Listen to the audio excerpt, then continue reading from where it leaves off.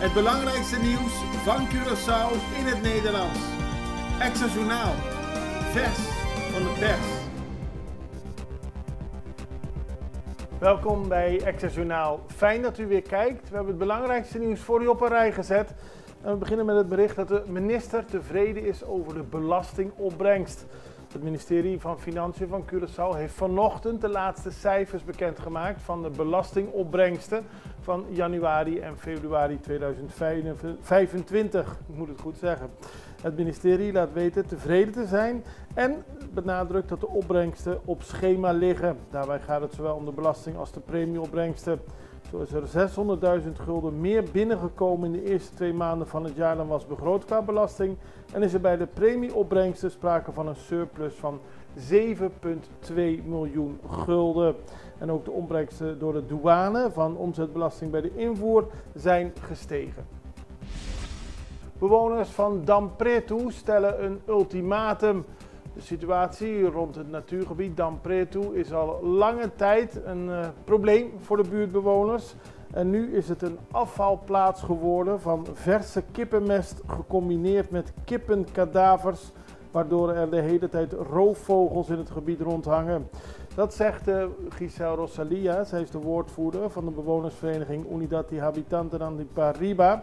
Ze is ook lijsttrekker van de partij Movimento Curaçao Promé, maar ze laat weten dat de bewoners de overlast zat zijn en de overheid een ultimatum geven om te stoppen met het dumpen van kippenmest en kippenkadavers in het plek die jarenlang overlast veroorzaakte door het verbranden van afval. Maar in augustus kwam daar een eind aan. Toen zei het ministerie van Gezondheid: we sluiten de hekken, niemand mag hier meer wat dumpen. En een paar maanden later kwam het probleem met de kippenmest die daar gedoemd werd, met alle gevolgen van dien. Er is een visser omgekomen bij Caracas Bay. 2 lokale vissers die zijn zondagochtend uit zee gered, nabij de Caracas Bay, toen een boot was omgeslagen.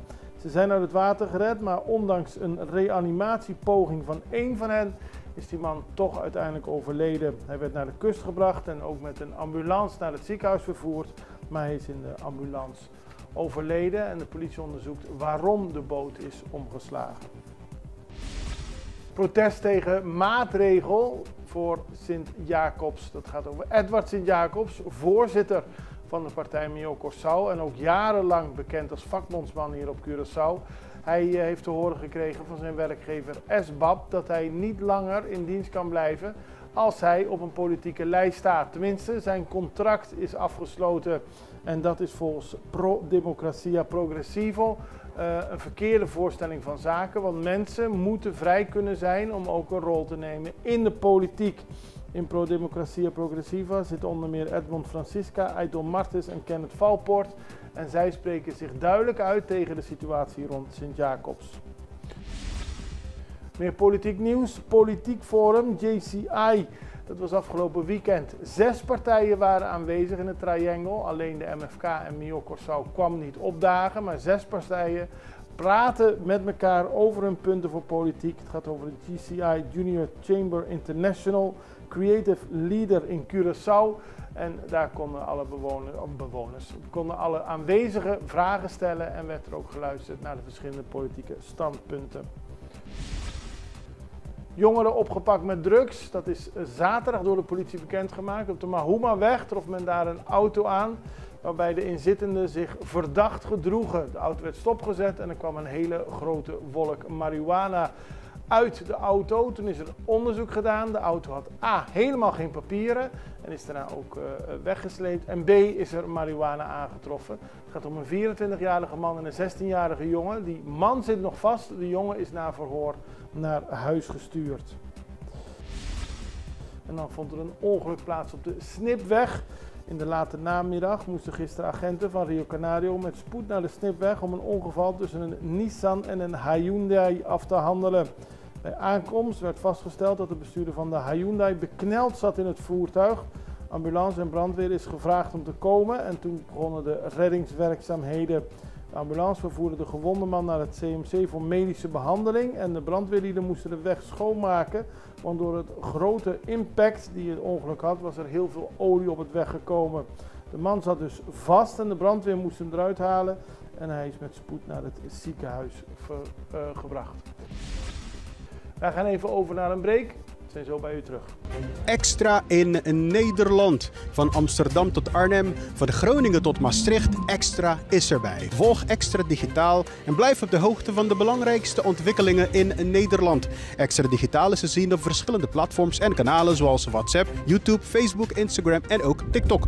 Wilt u ons op de hoogte brengen van een evenement of iets doorgeven? Neem contact op via WhatsApp, e-mail, Facebook of bel gewoon 06 1364 2945.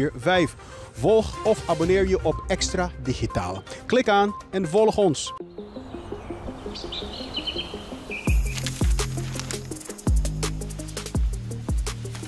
Welkom op Curaçao, een van de mooiste eilanden in de Caribiën. Een ware parel. En het is een eiland waar je van heel veel zaken kunt genieten. Van de natuur, van de zee, van het eten, van de mensen en zoveel meer. Curaçao is een eiland waar heel veel gebeurt op het gebied van politiek, cultuur, sport en zoveel meer. En Extra Journaal brengt het belangrijkste nieuws van Curaçao. Maar we hebben ook aandacht voor al het nieuws op Bonaire en Aruba en op de bovenwinden, Saba, Sint Maarten en Sint Eustatius. En we belichten al het nieuws van alle kanten. Het nieuws is duidelijk, actueel en vers van de pers. Extra Journaal, elke werkdag op Salto. Op Curaçao zijn we de hele dag bezig met het maken van Extra Journaal. Volg ons op je favoriete Amsterdamse zender, Tauro.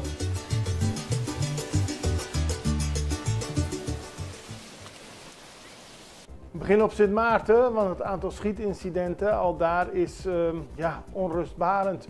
Er zijn heel veel schietincidenten. Eind vorige week was er weer een Dutch Quarter, waarbij de politie aankwam en 2 mensen gewond aantrof. Het waren om een ouderlijke mannelijke slachtoffer en een wat jongere man. De zaak wordt nog onderzocht. Het motief is onduidelijk. En ook eind vorige week is er op een Union Road in Cole Bay een zilverkleurige Hyundai Grand i10 aangetroffen, waarbij op geschoten was. De politie zag de auto op het terrein van een bedrijf met alle portieren open. Toen de agenten naderden werd hen verteld dat 2 mannen de onbekende waren neergeschoten en gewond waren geraakt. Er kwam een ambulance aan te pas en ook de omstandigheden rond dit incident moeten nog worden onderzocht. Maar het stapelt zich maar op. We hebben al sinds vorig jaar een grote hoeveelheid, een flinke toename van het aantal moorden op Sint Maarten gehad. Het is natuurlijk een relatief kleine gemeenschap. Elke moord is er 1 te veel, maar het nam in 2024 toe.